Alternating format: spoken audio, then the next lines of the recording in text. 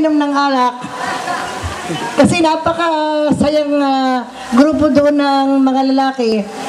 Kaya sabi ko yun, halika muna Ricky, samahan mo ako at ako'y escortan mo. So magandang hapon sa inyong lahat. At magandang ika-25 anibersaryo ng ating grupo Batch 87. Pwede na rin 97, ma'am. 97. Parang nagbago ang mga mukha nyo at gumanda.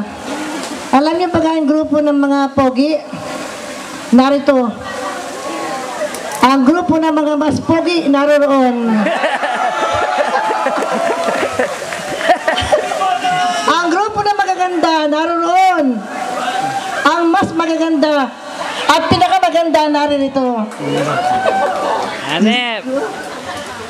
Alam niyo, nakangiti lang ako ngayong oras na ito, pero ako'y nagpapasalamat sa inyong lahat sa muling pagdating sa aming mga guro upang kami ay makasalo sa inyong pagdiriwang.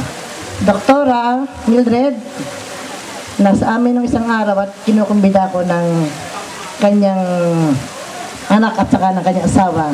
Salamat sa lahat ng mga present at na masiglang kasama natin ngayon. Pero katulad ng nakaraan ko,